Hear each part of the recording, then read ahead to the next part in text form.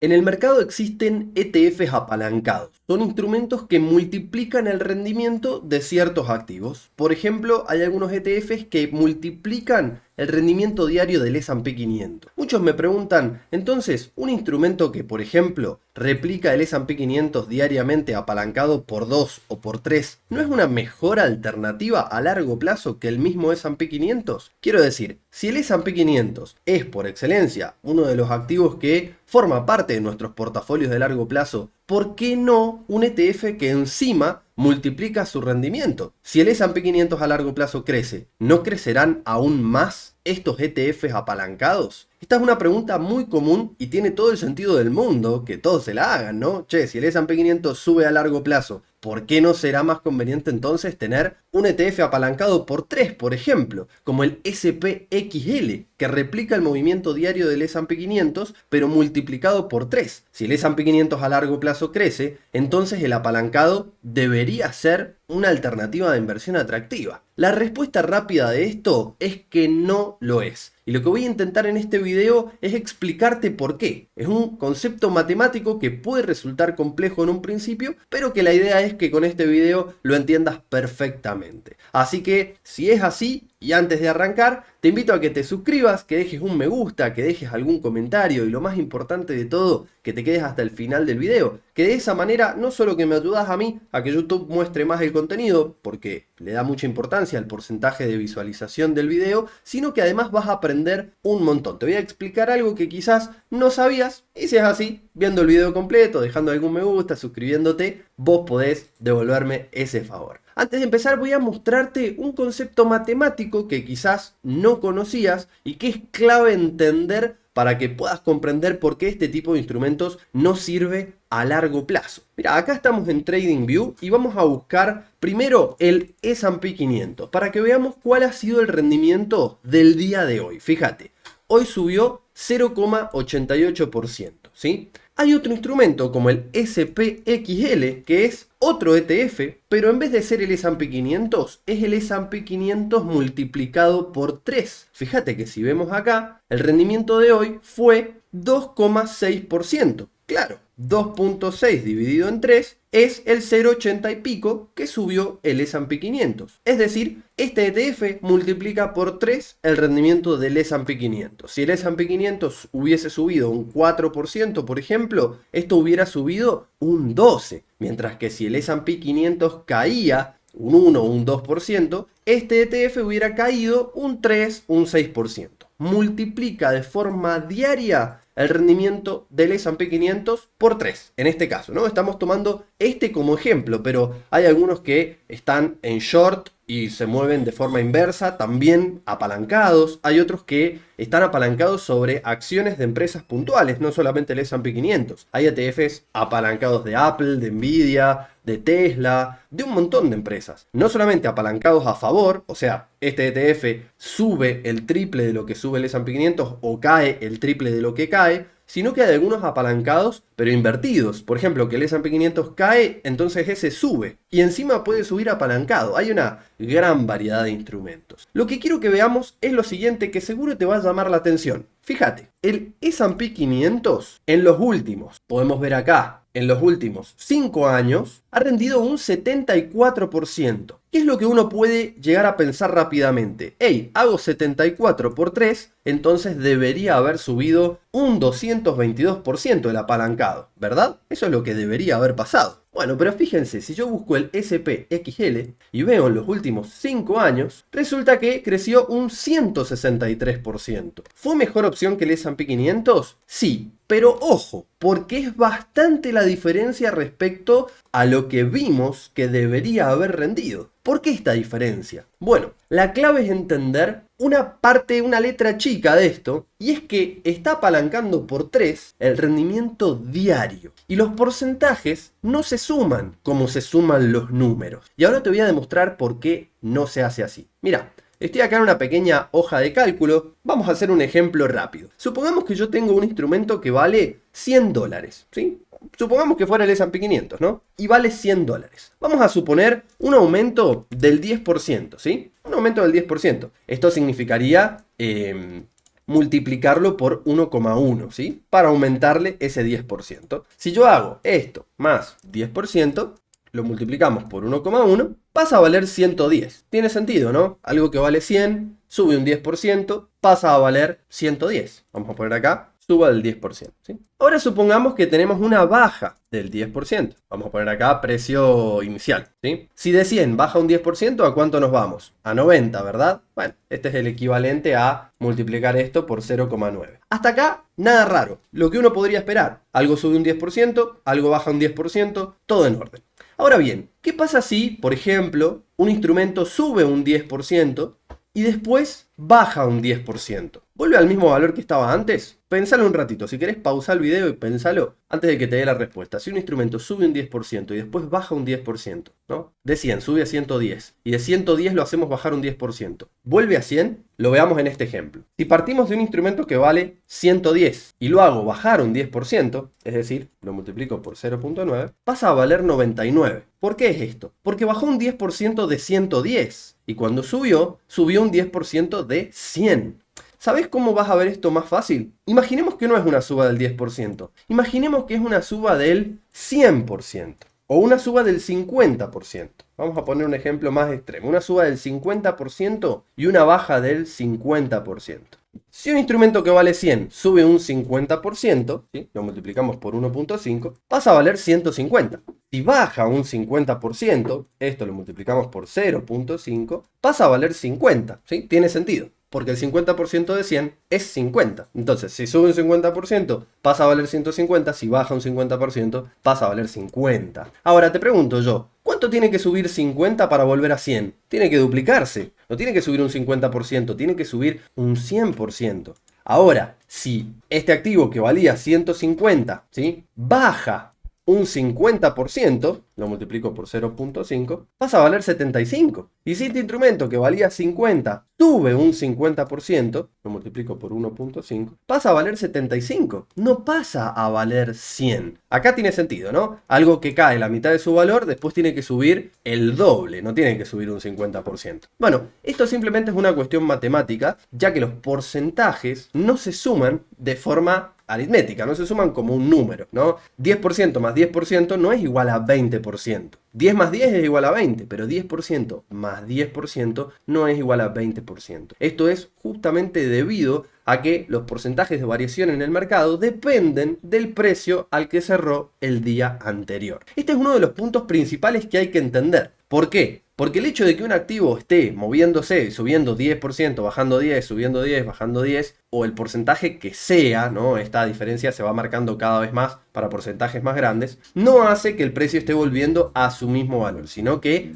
puede ir cayendo por más que porcentualmente se mueva lo mismo. Entendiendo esto, que es la base, podemos ahora explicar qué pasa con los ETFs apalancados. Y vamos a poner acá un ejemplo similar. Vamos a poner un rendimiento del S&P 500 y vamos a poner el rendimiento del SPXL, ¿no? El S&P 500 apalancado por 3, a ver qué es lo que pasa. Supongamos que el S&P 500 sube un 10%. ¿Qué pasaría con el SPXL? Por acá, el S&P 500 y acá el famoso SPXL, ¿no? El S&P 500 apalancado por 3, ¿bien? ¿Qué pasaría si el S&P 500 sube un 10%? Bueno, el SPXL sube un 30%, ¿estamos de acuerdo? Sube un 30%. Si el SPI baja un 10%, vamos a poner acá, baja un 10%, el SPXL va a bajar un 10%, ¿sí? Pero esto es de forma diaria. Si en un día el S&P sube un 10%, el SPXL sube un 30%. Si en un día el S&P 500 baja un 10%, el SPXL baja un 30%. ¿Bien? Ahora vamos a suponer un escenario hipotético para el SPI y para el SPXL. Bien, vamos a suponer variaciones diarias. Vamos a poner acá día 1, vamos a poner día 2, vamos a suponer día 3 y así, ¿no? Supongamos que tenemos una semana de variación hasta el día 5. ¿Bien? Voy a poner un ejemplo extremo, algo que no es normal en el mercado, pero la idea es tratar de mostrar este efecto, este fenómeno, para que se pueda entender conceptualmente. El S&P 500 no se mueve las cantidades que yo voy a poner acá diariamente, pero la idea es que lo podamos entender mejor. Vamos a suponer que el S&P 500 el día 1 cae un 15%, ¿no? Una barbaridad para el S&P 500 en un solo día, pero lo vamos a suponer así, ¿no? Vamos a suponer que en el segundo día sube un 30%, vamos a suponer que al tercer día nos cae un 25%, ¿sí? Esto a modo de ejemplo como para exagerarlo un poco y que se note el efecto de lo que va a suceder ahora. Vamos a suponer que al cuarto día sube un 50%, ¿bien? Y vamos a suponer que en el último día cerramos con una baja más tranquila, vamos a poner del 10%, ¿bien? El SPXL va a triplicar el rendimiento diario, es decir, en el día 1 va a caer un 45%, en el día 2 va a ser 30 por 3, o sea, un 90%, más 90%. En el día 3 cae un 25 el S&P, este va a caer un 75%, ¿bien? En el día 4 el S&P sube un 50, este va a subir un 150%, el triple. Ahí estamos. Y en el día 5 el S&P cae un 10, bueno, este va a caer un 30%, ¿bien? Siempre, diariamente, multiplica el rendimiento por 3. Bueno, ahora vamos a ver la variación. Vamos a suponer un S&P 500 y un SPXL que arrancan en el mismo precio. Si yo invierto $100 en el S&P 500, invierto $100 en el SPXL. Yo debería haber obtenido un rendimiento el triple de grande o de chico en el SPXL que en el S&P. Bueno, perfecto. Entonces, si de 100, vamos a hacer acá, 100, vamos a multiplicarlo por 1 más la variación del día, ¿no? Acá estamos, che, de 100 me baja un 15%, pasa a valer 85, ¿sí? Yo esto lo puedo mover para allá, lo voy arrastrando. Si de 85 sube un 30, pasa a valer 110,5. Y así yo lo puedo mover, lo puedo arrastrar hasta el final, ¿no? Donde pasa de 100, cae un 15%, pasa a valer 85. Acá está la formulita, es muy sencilla, se las muestro acá por si ustedes la quieren después copiar. Si de 85 sube un 30%, pasa a valer 110,50. Si de 110,50 cae un 25%, pasa a valer 82. Sube un 50%, pasa a valer 124. Cae un 10%, pasa a valer 111. Entonces, rendimiento total semanal, sí, yo puedo calcular acá el rendimiento total semanal. Lo vamos a calcular como la diferencia entre el precio final menos el precio inicial dividido en el precio inicial. Y a esto lo multiplicamos por 100 o directamente lo mostramos acá en forma porcentual. Bien, el S&P en esta semana tan volátil, ¿no? Donde tuvimos variaciones del menos 15, más 30, menos 25, más 50. Una locura, una total locura para hacer un día en el S&P 500. Pero el rendimiento total fue 11,8. Uno puede decir, che, el SPXL entonces me va a rendir 34 y pico si lo multiplico por 3. Bueno, fíjense lo que pasa. Si yo hago lo mismo, bien, yo calculo acá 100 por, vamos a aplicarle 1 más esta tasa, menos 45%. Fíjate, la caída en el día 1 es muy grande, ¿sí? El triple, cayó 45%. Hasta acá llevamos un rendimiento igual al triple que el S&P. El S&P 500 cayó 15, nosotros 45. Pero en el siguiente día, fíjate qué es lo que pasa. Ya empezamos a notar un efecto extraño. Porque claro, de $55, cuando sube 90%, pasa a valer 104. Sí, excelente recuperación. El triple que el 30% que subió el S&P 500 en el día 2. Pero como fue tan grande la primera caída, y ya hemos dicho que los porcentajes no tienen la misma lógica numérica que los números cuando contamos, fíjate que para el día 2 nosotros estamos perdiendo en comparación al S&P. El S&P está en 110,50 y nosotros tenemos 104,50 en un instrumento que rinde el triple. Hasta acá llevamos 10,50 de ganancia en el S&P y 4,50 de ganancia en el SPXL. Por más que esté apalancado por 3, ¿bien? Porque le cuesta mucho recuperarse de una caída del 45%. Por más que al otro día suba un 90%. Por más que al otro día suba un 90% y el S&P 500 suba un 30%, la caída del 45% cuesta mucho más recuperarse que una caída del 15%. Es muy complicado eso. Después, si nosotros lo arrastramos al siguiente día, ¿sí? Cae un 75%. El S&P está en 82 y el SPXL está en 26. Y después, cuando sube un 150%, no llega a recuperarse ni siquiera la mitad que el anterior. O sea, en este día, en el día 4, estamos en pérdida con el SPXL y estamos en ganancias con el S&P 500. Lo hagamos hasta el final de la semana. Fíjate, el S&P 500 cerró en 111 con una ganancia del 11% y el SPXL cerró en 45 con una gran pérdida. De hecho, bueno, podemos calcularlo de esta misma manera. Menos 54%.